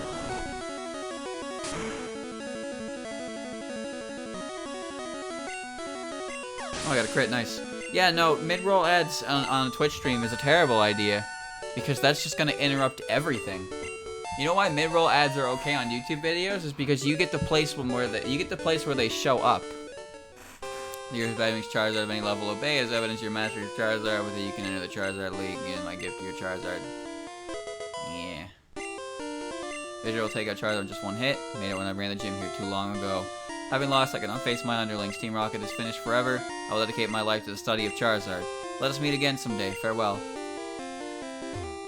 I like how you set him on the straight and narrow, and then in Heart Gold and Still Silver, he's like, well, I guess I'm an asshole again. Let's go do some asshole things. Oops, I got stopped. Yeah, the thing, mid-roll ads are...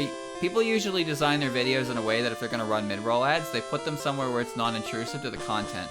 And so they have actual like indicators in the video to where the ad will go. If an ad just appears in the middle of a Twitch stream, I have no control over it. It could happen anywhere. It could happen when I'm explaining something. It could happen when I'm doing something. Like, I have no control. And as I said, an example with speedrunners, it's like if a really important trick comes up, oh, you missed it because you had to learn about, you had to spend 30 seconds to learn about something that you don't care about. And you know what that kind of marketing does? It makes people detest it. And when you detest it, you don't want to purchase the product.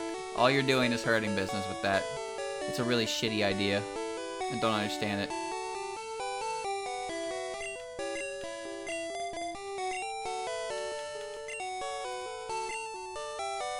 Any multiple ads in one stream in a few minutes apart because the system is faulty. It's good. Yeah, if there's a survey where you can say it's terrible, go ahead. Because obviously people aren't going to want to do that. And I can't imagine too many people are going to say that that's a good thing. In fact, I think I would be a little bit sus of people who think that's a good idea, depending on the type of content they do. Rhythm gains it would be terrible for. Imagine a mid-roll ad while they're doing something, right? And you just don't get to see any of it. Why is the music sped up? What a surprise to you here. So you're going to part of the league? You collect all the badges too? That's cool. Well, I'll be a Charlie.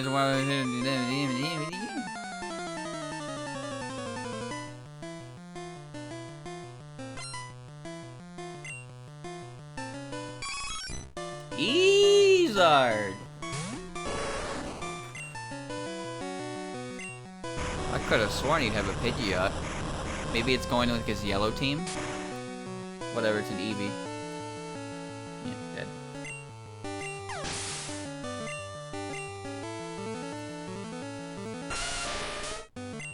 He has a Zardon. I have Ice Beam. This is exactly why I have Ice Beam. Was their tweet. Yeah, the thing is, there are people that say that if you use ad block, you're stealing from them. Those are the people that I don't turn ad block off for. That's for sure.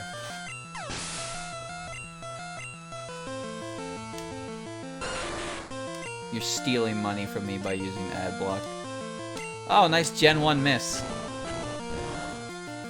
No, mid-roll ads are fine because the content gets interrupted and I get paid for it.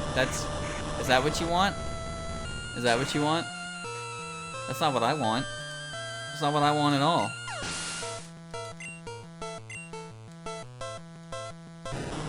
Tangazard. Ice Beam.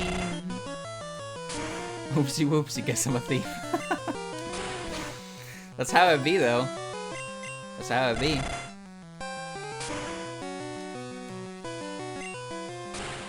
How did you just hit me with 2 slams? That move is impossible to use. These levels are getting a bit high. Huh? Chat, why did I just hear Haunter?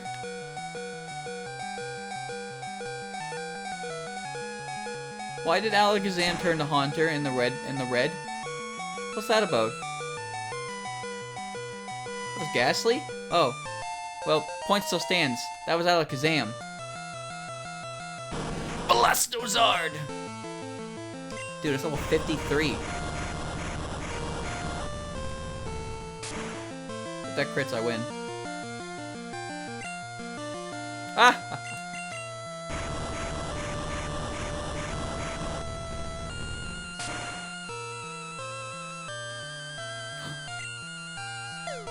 He choked. Easy. Easy game.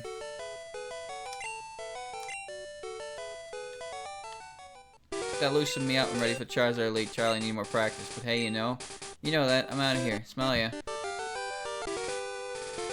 Okay, weirdo. Okay, here's what I'm gonna do, chat. I'm not gonna go to Victory Road because there's not enough time. But I am gonna go do. I'm gonna go to Zapdos and Articuno. I'm gonna go to Zapdos and Articuno. We're gonna see them. And then on Friday, the last time I'm gonna play this, most likely, we're gonna do Victory Road. We're gonna see Moltres. We're gonna beat the champion. Then we're gonna go see Mewtwo. And then we're gonna go in this house. The house that requires a complete Pokedex. I'm going to use walk-through walls to walk into the side, and then, well, you know, cheat my way in there, because I'm not going to catch everything in the game. But I'll put a warning there if anyone cares to do it themselves, just before I do it. So I want to see what's in there. First and foremost,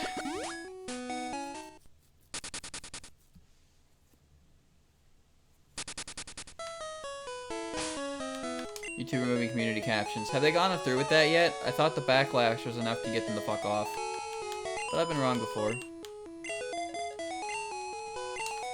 Multiple meme videos in Japanese, unless the uploader care to add captions in languages, and most of them knowledge do so. You'll be losing tons of quality content after December 28th. I don't even see why they're bothering to remove them. Like, what do they gain by removing them? I can only see what's lost. I cannot see what's gained.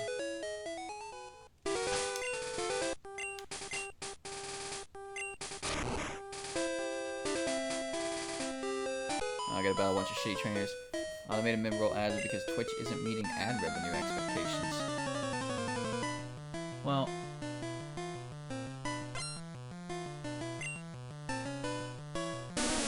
ads aren't paying very well due to the pandemic, that's for sure. That's a big issue on YouTube around the mid-year as well. The ad revenue was very low for YouTube videos. Christian told me that the guy that makes Boundary Break, like, his video on Animal Crossing was made a very, very small amount compared to everything else he's done. I'm pretty sure that got, like, way more views. Facebook gaming? Facebook gaming. Nah. I don't know how much longer that's gonna last. What was the other one called? Mixer? Mixer, I think it is. Was that it? I don't remember. The one that had Ninja. The one that bought Ninja. That one went out. And then Ninja made them buy out the contract, and now he's a free man. But he made millions off it. What a guy. Yeah, they spent a ton of money to get Ninja on their platform. Ninja carried their entire platform. And then instead of like renewing a contract with Facebook Gaming, because Facebook Gaming bought out Mixer, I believe. That's what it was. And instead of renewing their contract with Facebook Gaming, they forced them to buy them out. So then they had to buy his contract, and then he was a free man. That is, I gotta say, that was a good play on his part. Honestly, you got paid your money. You went to a streaming service. It very obviously didn't work, and then now they're lumping together with another streaming service. Like, you gotta get it. You gotta get out of there. Mixture was promising, very promising. Oh, Chad, I got invited to a platform before. Did you know that? I got an email before that invited me to stream on a platform. I forget what it was called, and I don't feel like digging through my email to find it. But I checked the site, and it was full of people that were playing things like Call of Duty and like first-person shooters and Fortnite and all that. And I think only one channel on the entire website had over 100 viewers. This was months ago. I was just like, oh, neat, okay. And then I just didn't do anything, because why would I do that? That's pointless. It's so pointless.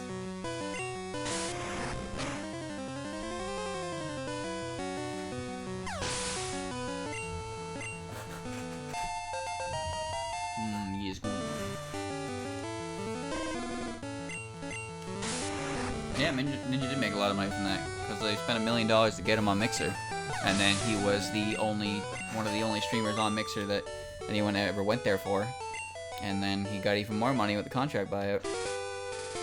So he did nothing but profit. He pretty much got to monopolize a viewer base on a website, made tons off it, then made even more once it went away, and now he's just free to do what he wants. Is he back on Twitch?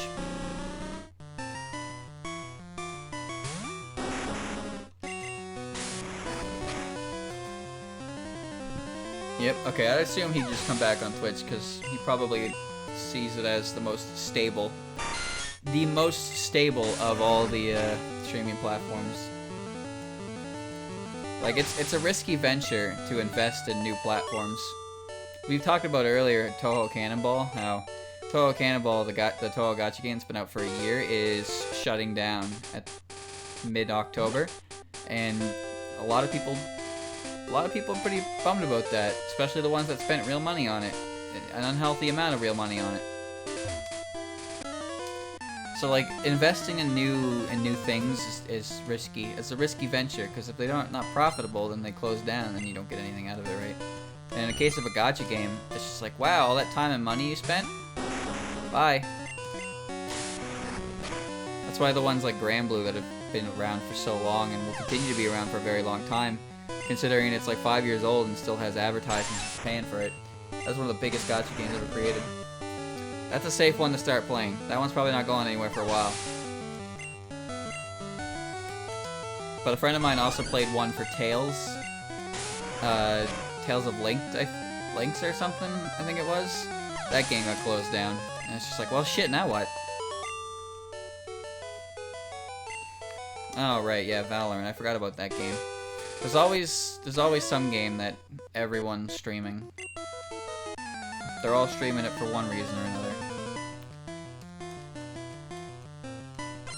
There's one right now called Trail of Crestoria. Pokemon decided they made enough money. I thought the idea was that they weren't making enough money, so they're closing it down. The other one's still up, Last Word or Lost Word or whatever the hell it's called. So I'm assuming the player base is just gonna migrate to that, and then that's gonna have, you know, that'll be good for that, I suppose. Digimon keeps making and shutting down MOBAs. I really hate the gacha practice though.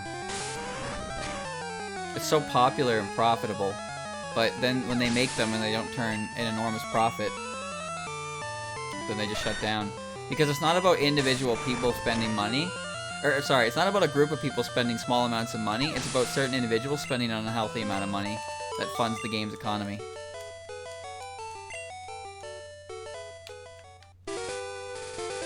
I said it on a Christian stream, but it's like, it's not getting a small amount of money from 100 people, it's getting a large amount of money from one person, that kind of thing. They cater to the people that spend the most. Look at Fire Emblem Heroes. Why do you think all the seasonal units are just reskinned versions of popular characters? Why do you think all the legendary heroes are just popular characters? Because they make money. People want to spend money on them. So got you even allowed by Zun's policies? See, I thought it wasn't. Because it doesn't seem like it would be. But no, Zun is perfectly okay with them both existing. Which confuses me. But whatever. It's his game. He's allowed to be a hypocrite if he wants. It's his shit.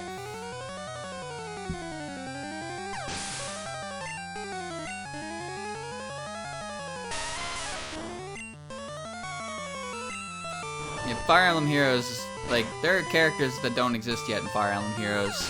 And there are characters who have at least 5 different versions of the same character in Fire Emblem Heroes. Because they're popular. And popularity translates to profit. So they get hoarded out like that.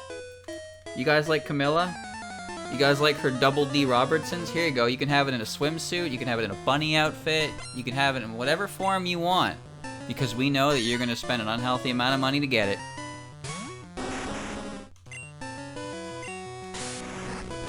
The things people do for their Robertsons. Crazy.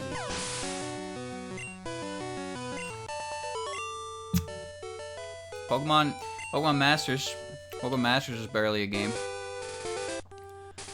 The thing I hate about these games is they have this really shitty practice where they have a rarity system, right? So the way the rarity system works is everything in the game. It's mostly for these types of games where there's like certain characters will be 3 stars, certain characters will be 4 stars, and then certain characters will be 5 stars, right? And every single new character that gets added is a automatic 5-star. So they fill the pool with a bunch of crazy rare units. So anytime you don't pull them, you just get the same junk over and over and over and over and over and over and over again. Reskins are cheap to make. Well, they still have to hire the guys to do it, but and all that stuff. But it's just like a lot easier to go with, I suppose. Just pick a popular character, put them in a bikini, and then there you go. Now you've made literal thousands. Cynthia, I didn't even know Cynthia had a different outfit. I knew about the suit things because Brock, you get Brock for free, and he's a Tyranitar, and somehow not a good unit. But yeah, it's just really stupid because they were like, alright, here's all the characters, and now everything that comes out after this point is going to be a 5-star. And guess who came out? The only characters that come out are champions, player characters, or female gym leaders, or Elite Four members. Chat, when was the last time, aside from Berg, what were the 5-star characters that were male that got introduced in Pokemon Masters? That aren't a member of the Elite Four / champion, or a protagonist character. Because all the gym leaders kept getting 5 stars. Red's a champion. And actually, Red's a champion and a player character. He gets to be both. He's popular. Guzma? Okay, I didn't think of boss leaders. Guzma's pretty sick. Wally, he's basically a protagonist. I was thinking more like gym leaders, but my specifications could have been better. That's my bad. Morty with a 5-star Drifblim. Okay, but he's handsome.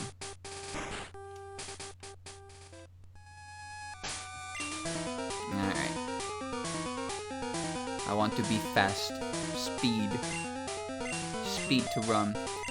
Rarity stuff like Azurlane. His character can use ability by retrofit system, giving them better stats and also granting them new abilities. Yep. The thing about Azurlane too is you can kind of do the game however you want with any characters, but if you really want to like do the hard stuff, you need good characters. Azurlane's biggest struggle is how many characters are limited by event timers. But it's just really obvious. Like in Granblue, for example, whenever they Granblue always releases a bunch of characters for summer, and like every single male character they release in a summer outfit is the same design. It's an unbuttoned shirt, it's swimming trunks, and you can see the Under Armour through them, and that's it. If you look at like the last 4 releases of male units for summer-related units for Granblue, you'll see that, and it's just like, wow, they're not even trying.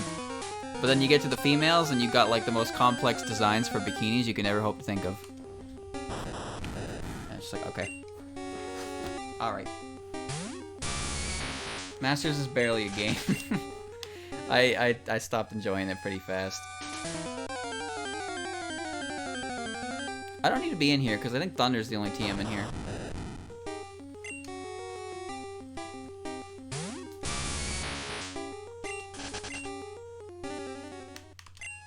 Where are my repels? Nah, I'm just gonna do it again. Yeah, there are some Hololive characters. They were in a collab. I don't know anything about VTubers though, so don't remember their names at all. So many free items. Thunderstone, Thunder, all kinds of crazy things. But I just don't care. I'm here for Zardos. Yeah. Where are you? Why is the only power plant in Kanto in shambles anyway? You ready to fight, bird? Yow. I have no interest in VTuber stuff. Yeah, that's about what I expected. Zardos. Hello, Zardos. I'm an idiot. I'm shocked. So yeah.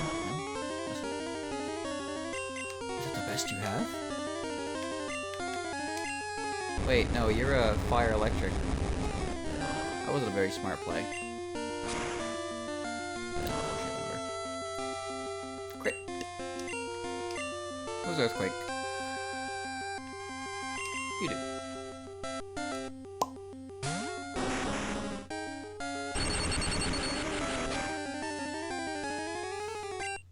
Yeah, no, I don't have any interest in anything related to VTubers at all. A friend of mine loves them, and it's just I don't know what's going on, and I don't have any interest in learning. Goodbye, Zapdos. You're dead now. What? What? Alright, now Seafoam. Seafoam Islands. Moltres is probably going to be a Fire Flying type. Might be the only one in the game. Charizard's a fighting type for some reason.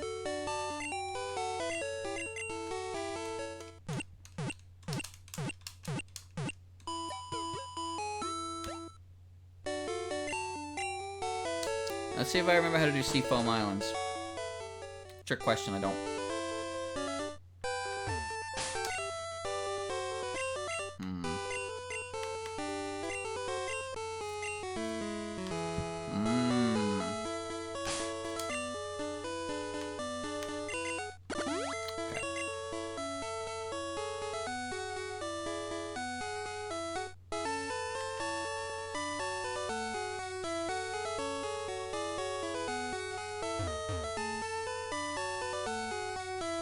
Is this the right one? The one this way?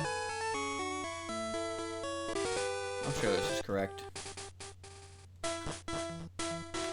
Looks good enough to me.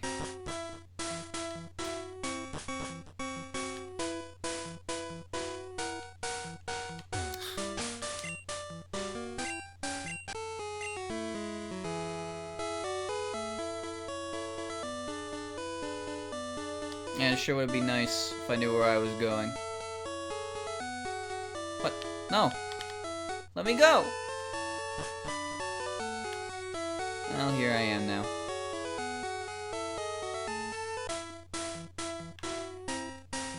Danger, fast current, thanks.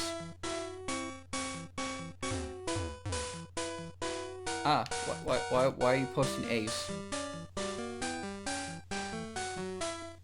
There we go. What are you doing, chat? I don't understand.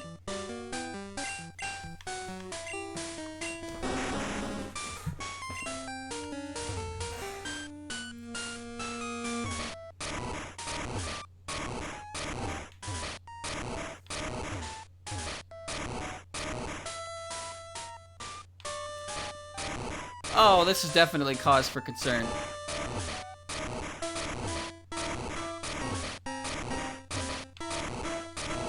Goddamn weebs. I'm surrounded by them.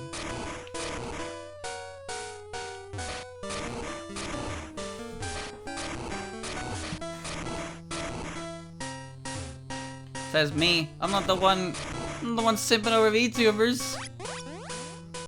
Yes, rocks. There it is. Bird.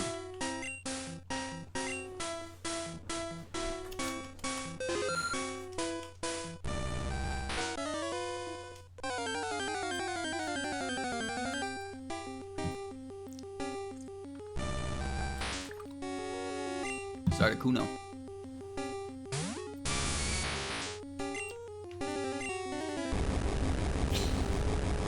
Yes, I know about the pirate captain girl. Fred decided that I would love her stuff because she likes Toho. That's not really how that works. I just don't have any interest in it, chat. That's all.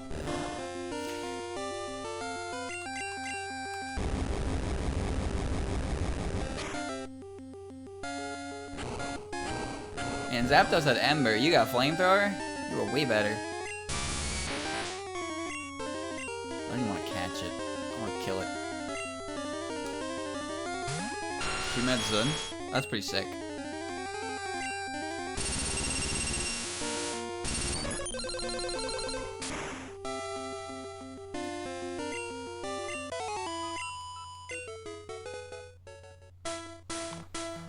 I didn't need to do that. How did Articuno get in here, by the way? This is an underground cave.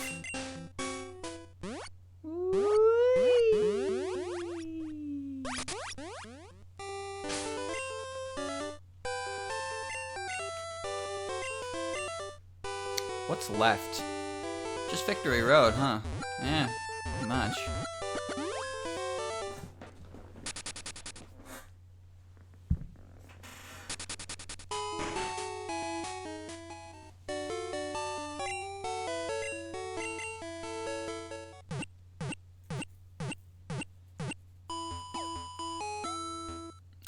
Here's what I'll do. I didn't mean to do that. I have nothing left to do. I'm also under leveled. So here's what I'm gonna do. I'm gonna get my pogies up to like, I don't know, 52, 53, something like that. And then I can go to Victory Road. That should be fine. No, I'm gonna end the stream because it's 10 to 10 because we went for a while on Toho. There really isn't anything else I can do anyway, so just to find Moltres and Victory Road, beat the Elite Four, find Mewtwo, catch Mewtwo, walk through a couple walls, bada bing, bada boom. That should be how it should be, oh. It's not over yet, but I will say this is pretty fun. Also, we need a Ninetales for the thumbnail. I don't mind, it's just, I just don't know anything about it, and I don't particularly care to learn either, that's all. It's just, it's really not my thing, which is interesting to me, because I would assume that would entirely be the kind of thing I'd be interested in, but I just really am not. I really am not.